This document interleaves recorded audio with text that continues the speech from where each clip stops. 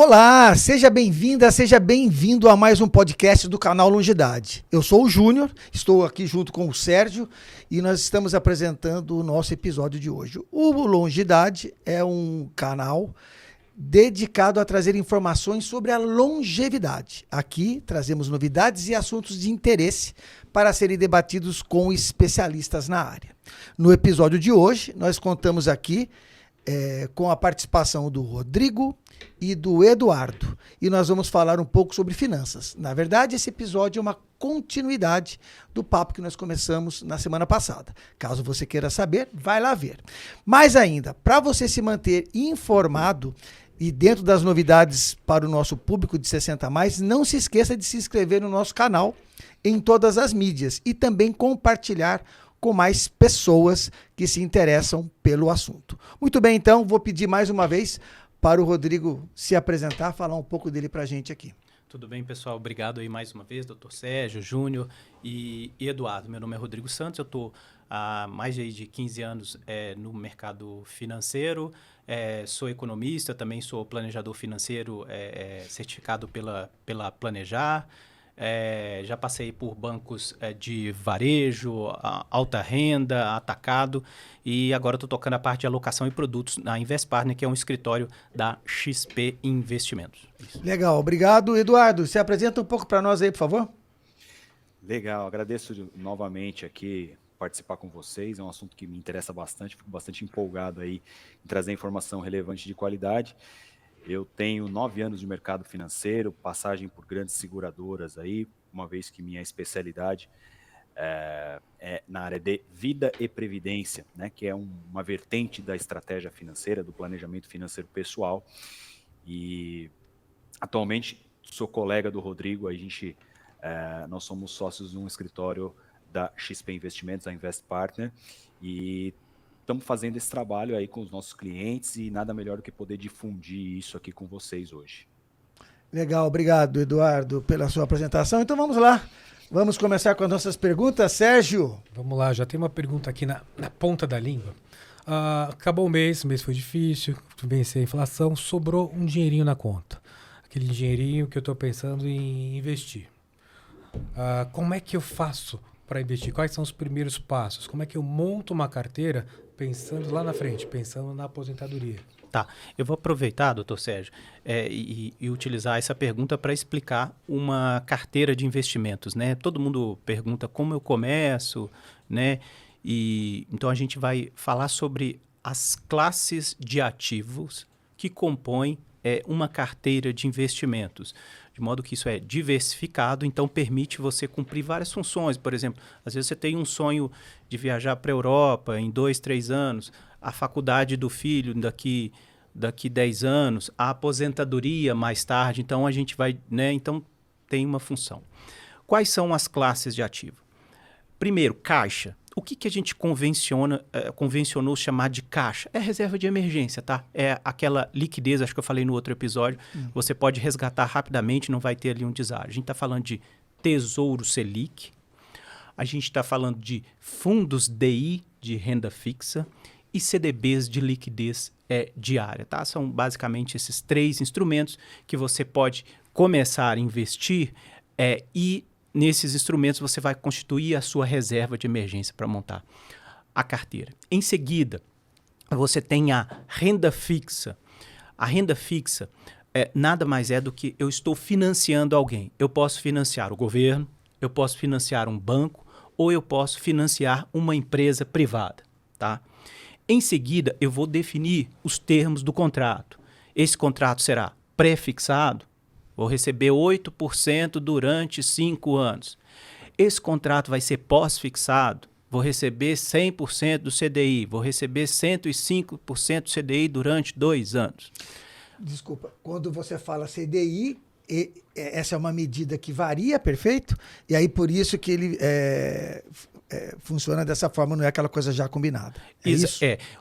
O pré-fixado, eu combinei uma taxa de 8% e é isso até o final. O pós-fixado, de modo simplificado, ele vai acompanhar a variação da taxa Selic. Se hoje a Selic é 13,75, vamos lá, eu vou receber 110% lá de 13,65, dá mais ou menos aqui o CDI. Se amanhã a Selic o CDI é 12%, eu vou receber 100% de 12%. Se depois é 10%, é 100% de 10%. Se subir, 100%. Então, ela vai variar de acordo com a taxa Selic. Legal. Então, eu falei do pré-fixado, pós-fixado e depois do IPCA+, que é indexado à inflação. Então, eu vou receber inflação mais 4%, inflação mais 5%. Por último, definiremos qual prazo. É um prazo curto? Aqui no Brasil, essa questão de curto, médio, longo é diferente de lá fora, né? O pessoal lá usa um prazo mais alongado. Mas, vai lá, até 5 anos, curto, médio, 5 a 10 anos, e depois, acima de 10 anos, é prazo longo. Portanto, a combinação disso é que vai me dar o produto. O cliente, ele às vezes chega procurando o produto, mas ele tem que definir para quem ele vai financiar. Quando eu financio, eu posso financiar, então, o governo. O governo, eu emprestar dinheiro para o governo numa taxa pós-fixada, sei lá, de 2 anos, eu estou falando por exemplo, de uma LFT com vencimento em 2025. Se eu quero financiar o governo a uma indexado à inflação, porque eu tenho medo que a inflação, prefiro ter ali uma proteção da inflação por 10 anos, por, sei lá, 12, 13 anos, eu estou falando de quê? Tesouro IPCA 2035, né? Antigamente chamava de NTNB, tá? Se eu quero financiar o governo, mas quero um juro pré-fixado, LTN, sei lá, 2029, tá? Eu posso fazer a mesma coisa, essas combinações, também com um banco. Eu posso emprestar para um banco, financiar o banco, que por sua vez vai financiar o Júnior, o Dr. Sérgio, 95% do CDI pós-fixado. Posso pegar um CDB pré-fixado de 12% para 2026, ou posso pegar um CDB ligado à inflação. E por último, eu posso emprestar dinheiro para uma empresa, financiar uma empresa que está expandindo, está fazendo um projeto, uma autoestrada, etc., ligado à inflação. Uma debênture da rodovias de não sei o quê, uma debênture do hospital que está expandindo, que vai ter vencimento em 2040, que vai pagar inflação, mas, sei lá, 6,5% isento de imposto de renda. O que é uma debênture? Uma debênture é um instrumento que uma empresa utiliza para emitir uma dívida. E aí ela precisa emitir uma dívida e aí ela procura um banco que vai estruturar tudo isso e aí vai distribuir bancos, corretoras, esse título para o público, que são vocês, e que vai pagar, vai pagar ali IPCA mais 5%, 6%, vai distribuir para vocês e vocês vão, em última instância, financiá-las, o projeto delas. É disso que se trata. Quando eu estou na renda fixa, eu estou financiando alguém. Legal. Só continuando, então, que eu falei me interrompam se achar aí oportuno, por favor, tá? Vai lá.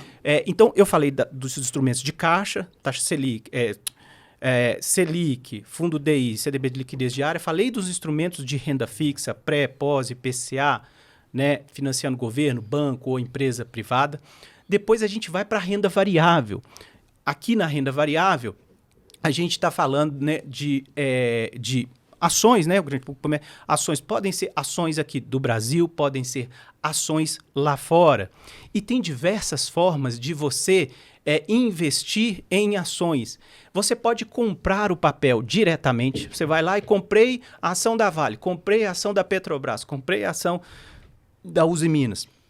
Você pode comprar um fundo passivo, que a gente fala, um ETF, que é o Exchange Traded Fund. É um fundo que vai simplesmente replicar o que, por exemplo, a Bolsa...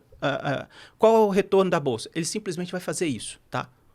Então, isso é um ETF, é um fundo passivo. E você pode investir através de um fundo, vai pagar por isso uma taxa de administração. É um fundo ativo, ele tem o objetivo de dar um retorno acima do Ibovespa, por exemplo. As ações podem ser locais, as ações podem ser internacionais, aí vai depender de todo este contexto. Existem outros instrumentos também para você, em finanças, você tem um monte de engenharia para fazer a mesma coisa, tá? Então, tem opções, tem derivativos. E fechando, a última classe de ativo que a gente chama de alternativos, é uma classe ainda que está crescendo no Brasil, são instrumentos híbridos, que você pode ter uma componente de renda fixa e uma componente de renda variável. Qual o exemplo que vem na cabeça de vocês? E acho que vocês tinham falado, fundos imobiliários. Por quê? No fundo imobiliário, eu tenho ganho de capital, de um lado, a valorização ou desvalorização dessa cota, que no fundo ali você está comprando, sei lá, uma cota de um prédio ali na Faria Lima, de um galpão logístico, de um shopping, etc. e tal, e os rendimentos recebidos dos aluguéis pagos, tá? Então, Não, exatamente isso. Eu ia perguntar sobre fundos imobiliários, onde a gente coloca nesse portfólio que é imenso, né? Não é fácil escolher isso aí não, né? Se a gente fazer bobagem. Mas em relação ao imóvel e fundo imobiliário, eu sou de uma geração que a gente foi educado para, olha, imóvel é garantia. Compra imóvel, ganha um aluguelzinho. Isso tá na minha cabeça. Eu tenho 50 anos, então meu pai... Não sei se você, Júlio, mas nossa geração tinha que comprar um imóvel. Objetivo de vida. O objetivo de vida era casar, formar e comprar o imóvel.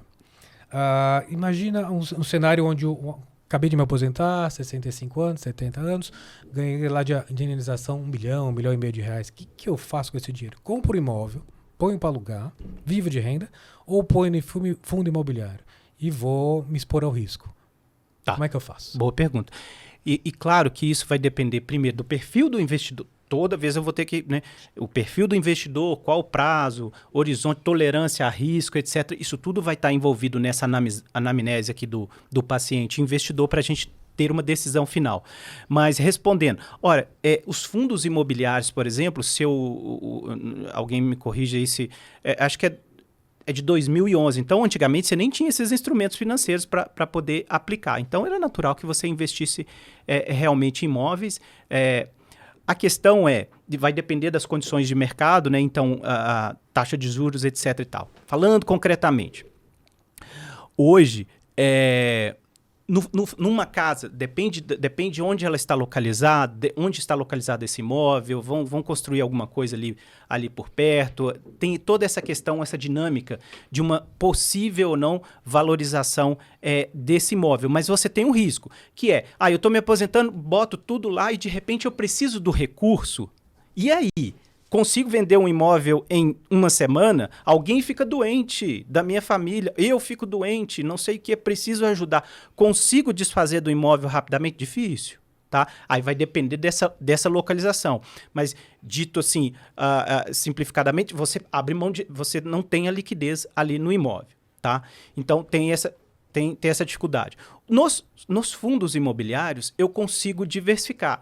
Eu posso investir, ter um pedacinho, uma cota de um prédio da Faria Lima, de um galpão logístico lá em Extrema, do shopping Iguatemi, etc. e tal. Então, eu consigo fazer essa diversificação. Eu consigo ter uma liquidez, tá? Então, se eu precisar desfazer lá da cota do fundo, claro que vai estar sujeito às condições de mercado, mas eu consigo em D+2, né? Em 2 dias eu já consigo ter ali o recurso na minha mão. Então, eu consigo fazer isso rapidamente. Sobre o aspecto tributário, né, que é bastante importante, repare, aí eu comprei lá o imóvel 1 milhão, abri mão um pouco de liquidez, etc. e tal. E quanto que paga um aluguel? Quanto que é o rendimento de um aluguel hoje? Na média, 0,3, 0,4. Hoje, dia de hoje, 0,3, 0,4, mais ou menos. Quanto que vocês acham que hoje é o rendimento de um fundo imobiliário aí mediano? Podem chutar. 0,5, 0,7. Não. 1%. Isso. Você pega e vai pegar fundos bons aí de 1,1 até 1,4. Tem fundos fundos imobiliários agro que pagam aí 1,4. Então, repare, e sem a tributação. É isento de imposto de renda os rendimentos, tá? Enquanto, no caso, no fundo, enquanto no aluguel, você ainda vai pagar, de acordo com a tua faixa lá, tu pode pagar até 27,5% em cima desse 0,3, 0,4, repare. Mas aí alguém vai argumentar, mas e a valorização ou não? No fundo imobiliário também tem a valorização do imóvel, tá? Agora, vai depender do momento em que você está. De fato, o período pandemia não tem sido um período fácil. Por quê? Taxa de juros, a inflação explodiu, certo? No período pós-pandemia. O remédio para combater inflação é juros subiu. Aí o que aconteceu? Há uma desvalorização aí dos imóveis, de crédito, etc. E aí fica mais difícil, valorização da cota. Mas num ambiente com queda de taxa de juros, tende a ter uma valorização também dessas cotas patrimoniais. Então, você pode ganhar na cota patrimonial e você pode ter os dividendos ali, que hoje está aí 1,1, 1,2 isento. Tá? Então, e aí, fechando, olha, eventualmente compra um imóvel menor, aí vai ficar mais uma parte. Eu acho que sim, faz sentido você diversificar nos fundos imobiliários. Posso adicionar, e você disse eu estou certo no que eu estou falando, né? Ainda quando você compra o imóvel, falando de comprar e vender o imóvel, você tem todo o custo de escritura, registro, blá, blá, e inclusive imposto de renda se você teve lucro em cima disso. Exato. E o locatário, que pode dar problema, pode não sei o que e tal, chamar a polícia, enfim. Acho que de uma forma simples aí sobre o fundo imobiliário, é só o investidor se fazer uma pergunta, né? Pensando financeiramente, o que é melhor? Eu ter um imóvel de 1 milhão ou 10 imóveis de 100 mil? Pensando em, se eu tenho um imóvel de 1 milhão e eu perco meu inquilino, cada mês que passa sem um inquilino eu não estou recebendo. Se eu tenho 10 imóveis de 100 mil, a chance de eu ficar com os 10 vazios é muito pequena. Né? Eu posso perder, de repente, um inquilino aqui, 2, 3, mas olha como eu diluo o meu risco. Sem falar que os 10 imóveis estão distribuídos pela cidade, ou pelo estado, ou pelo país. Se eu tenho um imóvel e aparece, sei lá, dizem que o terreno ali está condenado porque tem uma... Muda a mão da rua. Muda a mão da rua. Exatamente.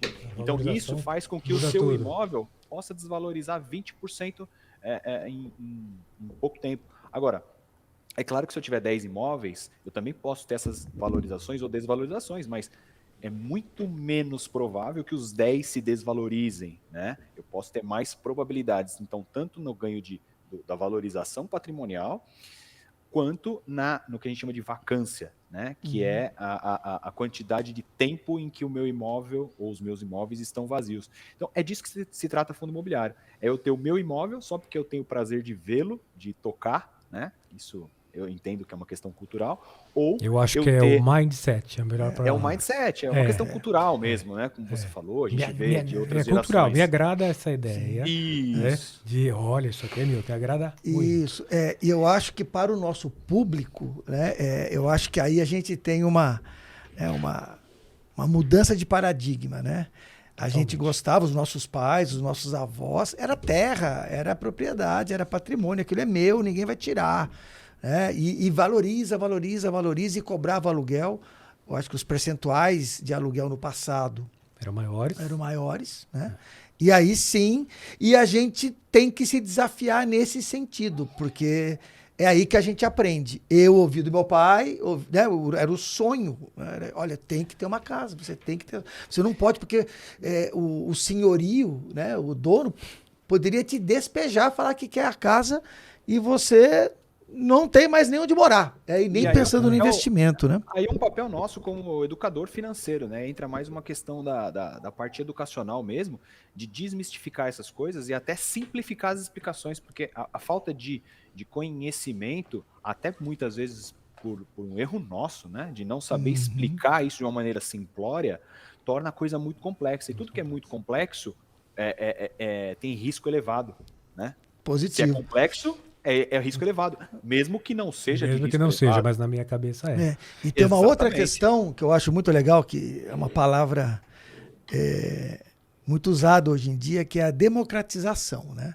Antigamente, se você tivesse dinheiro para comprar um imóvel, o Sérgio deu um exemplo de R$1 milhão, aí vamos dizer assim, que a gente sabe que já é um valor alto para a realidade de muitos, você talvez pudesse usufruir dos benefícios da do investimento em imóveis. Agora, se você não tem, se você tem R$50 mil hoje, não dá para você comprar imóvel nenhum a princípio, Mas você pode usufruir dos benefícios de ter um imóvel. Por quê? Porque você vai comprar aquilo que você falou, um pedacinho de um imóvel. Então, assim, é a isso democratização. É o que acontece com as ações, né? Eu não posso comprar uma empresa, mas eu posso comprar uma ação que é uma partia da empresa. Então, surge aí, eu acho que o meio termo. Para quem ainda quer usufruir, tem esse mindset, como o Sérgio falou, do meu imóvel. Não, você tem um pedaço de imóvel lá e é garantido, né?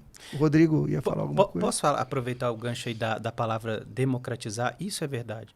Quando eu iniciei minha carreira no mercado financeiro, muitos dos investimentos que hoje, dos instrumentos que a gente tem para preservar o nosso capital, acumular capital, fazer, né, não existiam.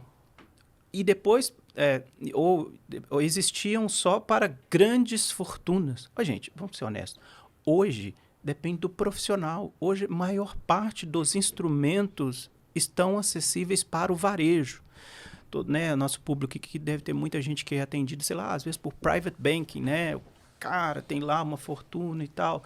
Depois vai diminuindo. Depois surgiram, né, o pessoal de alta renda, etc. Mas você tendo um bom profissional, hoje os produtos, eles estão democratizados e permite isso sim, viu, Júnior?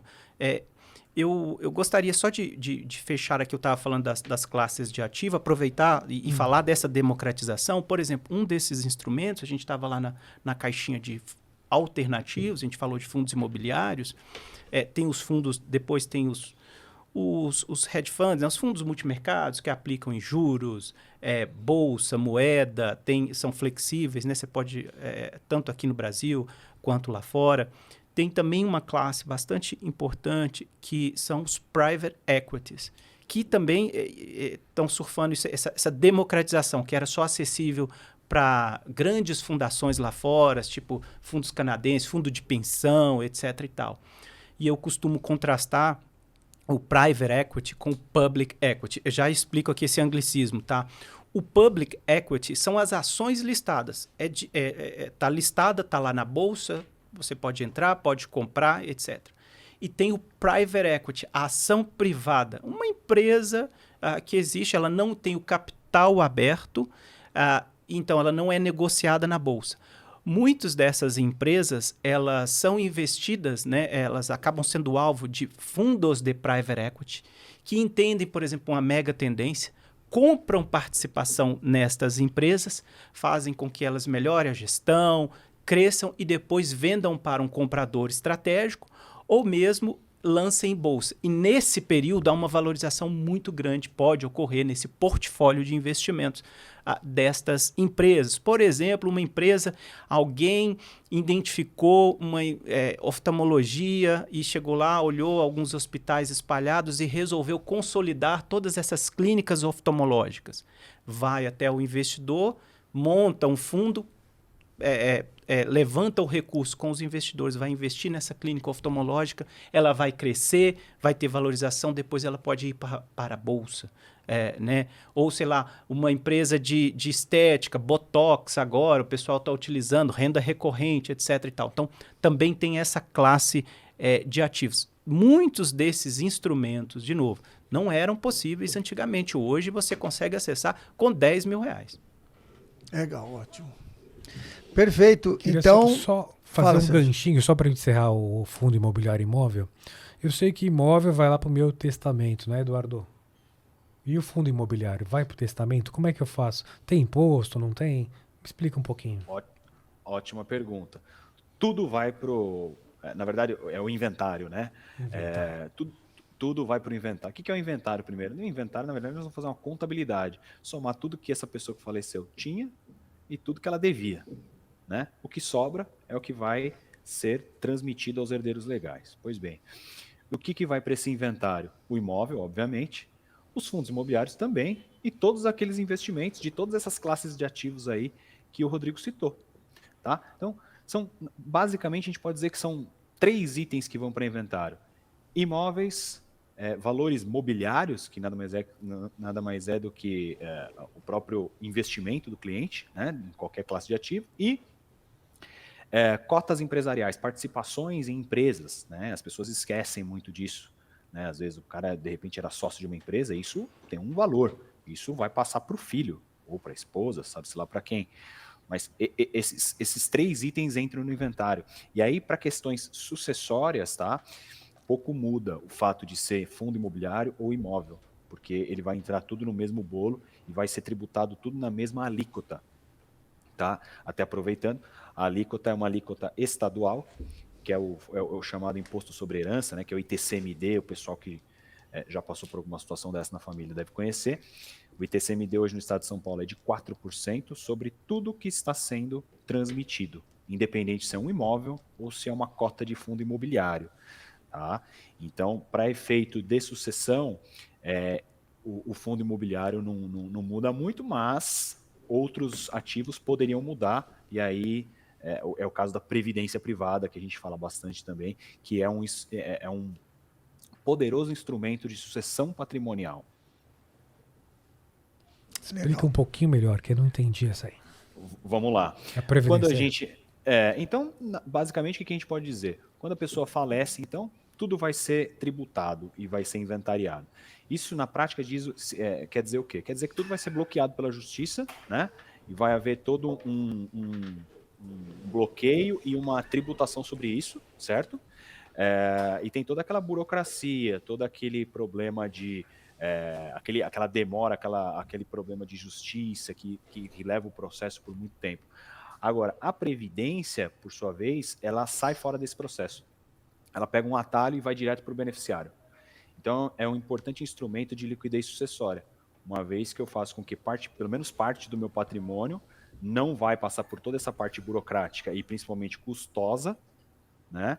E vai direto para o meu beneficiário, garantindo essa passagem de patrimônio de uma forma mais rápida e muito mais barata. Então é interessante, isso é mais um benefício da Previdência, além de todas aquelas questões tributárias que a gente já falou até no episódio passado, ela tem essa função sucessória, né? Ela cumpre essa função sucessória, que muitas vezes é importante à medida em que o patrimônio vai crescendo, porque quanto maior o patrimônio, por sua vez, maior é o custo para fazer essa sucessão. E as famílias muitas vezes não estão preparadas para essa questão, então a Previdência ela tem essa função aí estratégica, né? Perfeito. Legal. Olha só, eu sempre vou buscando os insights, né? Estou aqui aprendendo, olhando tudo. Para mim, o que está ficando de mensagem, porque esse episódio aqui está sendo bem detalhado, tanto que o tempo passou super rápido. E a gente falou muito, acho que nessa mudança. Eu acho importante isso para o nosso público, né? Quer dizer, antigamente, não muito antigamente, a gente tinha pouquíssimas opções de investimento, de renda, de garantir o nosso futuro, né? E deu para poder ficar muito claro aqui que existe muitas. Né? A gente tinha que acreditar no gerente, né? No gerente do banco, na verdade nem tinha esse tipo de serviço à disposição da gente para poder fazer. Caiu uma ficha muito legal, que é essa questão de, olha, ótimo, temos variedade, temos muitas opções, mas a gente também precisa ter uma pessoa, uma empresa, uma instituição que nos oriente nesse sentido. Né? Não dá, e aí voltando àquele tópico da ganância, né? De olha, aparecer alguém para você e falar assim, olha, tem um negócio aqui fantástico para você, investe aqui, né? E a gente nem falou do consignado, nessa questão, mas fica esse insight. Eu quero deixar mais uma vez um gancho aqui, a gente está dentro do nosso tempo, para a gente voltar falando de mais aspectos, e agora eu acho que a gente já vai poder aprofundar mais nessa questão do tipo de previdência da aposentadoria. Eu acho que é uma coisa muito legal, porque a gente sabe, para muitas pessoas, a aposentadoria oficial, quer dizer, o INSS, vamos dizer assim, não nos proverá tanto em quantidade quanto em tempo. E, obviamente, o investimento vem a ser uma alternativa, né? Quer dizer, para eu trabalhar a minha previdência privada ou complementar, eu não sei o termo correto para isso, né? Mas deixa esse gancho para a gente poder fazer o fechamento. Complementar? Quais são essas alternativas? Que nome que eu dou para essa previdência não oficial? Tá. E aqui, o Edu, né, especialista em previdência, só colocar um ponto que, assim, às vezes a palavra previdência, ora é usada como produto, ora como sinônimo de aposentadoria. A Previdência, enquanto produto, o Edu vai explorar um pouco melhor, ela tem ali várias vantagens. Ele explicou aqui da sucessão, ele vai falar aí sobre diferimento fiscal. A Previdência, enquanto no sentido assim, de poupança, você tem um leque bastante grande hoje para a pessoa, para o investidor pensar aí na questão de aposentadoria, né? Acho que você tinha falado, acho que no outro episódio, assim, de um monte de coisas, né, que o investidor fica tentado, que vem para ele e tal, como que ele examina e vai. Eu acho que é o seguinte, existe, eu costumo falar, né, produto é commodity, assessoria e alocação não. Produto é commodity, assessoria e alocação não. Produto você vai encontrar em qualquer lugar. Antigamente seria impensável você ter lá um personal trainer, né? Hoje as pessoas procuram um personal trainer, as pessoas procuram um médico para acompanhar, etc. Eu acho que existe o profissional, o papel dele é acompanhar, é ajudar, é dar ali uma segunda opinião. Eu fui gerente de banco durante muito tempo, tá? E acho que assim, o grande salto que a indústria deu, e tem ótimos profissionais, tá? O que ocorria é que esses profissionais, às vezes, eles não tinham tempo porque eles não estavam dedicados. O gerente de banco, antigamente, ainda hoje, em muitas situações, ele faz empréstimo, ele faz o consignado, ele faz seguro, ele faz cartão, ele cuida do dia a dia, ele faz investimentos. É óbvio, qualquer um de nós aqui vai perceber que ele não vai conseguir dar conta de tudo. O grande salto das corretoras foi perceber que não havia uma dedicação exclusiva para a parte de investimentos. Sacaram isso e conseguiram construir uma indústria que hoje vai trazer toda uma diversidade. É importante não procurar o produto. Tá? Eu quero CDB. Eu vi ali o LCI pagando não sei quanto. Eu vi não sei o quê. Faz sentido para a tua carteira? Será que você está levando em consideração todos os aspectos necessários, o risco de crédito, que é a empresa não pagar, o banco não pagar, o risco de mercado, a variação, a oscilação de preço, mesmo no instrumento de renda fixa, a liquidez. Eu poderia trazer uma série de perguntas que não está no teu mapa mental. Então, a gente vai trazer isso. E ao trazer isso, você consegue ter uma melhor performance, ter um investimento mais aderente para o investidor se aposentar. Então, é disso que se trata. Então, essa indústria trouxe. Sobre a questão da palavra, né, do buzz, então, traz investimentos, aí vê lá, tem o marketing, tudo. Hoje a taxa Selic é 3,75, CDI é 3,65. Hoje, grosso modo, aí, simplificando, o CDI vai dar, tô com o HP aqui, tá? Essa HP aqui, o Edu, isso aqui, o Excel é a base do sistema financeiro brasileiro, viu? Sem isso aqui a gente não vive, tá? Eu nem sabia que vocês usavam isso aí ainda. Não, usa. O pessoal old school, né, Edu? Não, e é bom dizer que nós estamos na época de inteligência artificial e nós estamos usando o mesmo instrumento aí que é a HP desde a década de 80, tá? Mas isso é um clássico. Então, o CDI, por exemplo, aí, cheguei lá e recebi uma publicidade de um negócio que rende 4% ao mês. A taxa livre de risco, o investimento hoje, para você ficar livre de risco mínimo, hoje está em torno de 1,10, 1,12. Tá? Então, se vai render 3% ao mês, 2% ao mês, seja 3% ao mês, tem que estar tomando risco, né? E que risco é esse? Um profissional vai poder te ajudar a falar, olha, é esse risco, etc. Sabe, assim, então, assim, né, a gente teve casos aí de jogadores de futebol que caíram em pirâmides, etc. e tal. Então, tem como evitar isso aí. Parte, acho que, da Previdência aí, Edu. Acho que a gente vai falar um pouquinho do último, né? No próximo episódio, um pouquinho dos golpes do mercado. Dos golpes. Como fugir do golpe do mercado. Acho que isso aí. O crédito que acho que do INSS, né? Do consignado. Consignado, sim. Tem muito mais ainda para vir. A gente vai falar sobre isso no próximo episódio. Então, eu quero agradecer mais uma vez aí a participação de vocês. Falar para o nosso ouvinte que na semana que vem a gente vai continuar com esse papo. E, mais uma vez, lembrar que você, nosso ouvinte, precisa se inscrever no nosso canal, inclusive para você ter a certeza que você vai continuar ouvindo esse papo, né? Para poder se manter informado aí de tudo que o canal Longidade traz para vocês. Então, obrigado e até mais. Obrigado. Obrigado. Obrigado.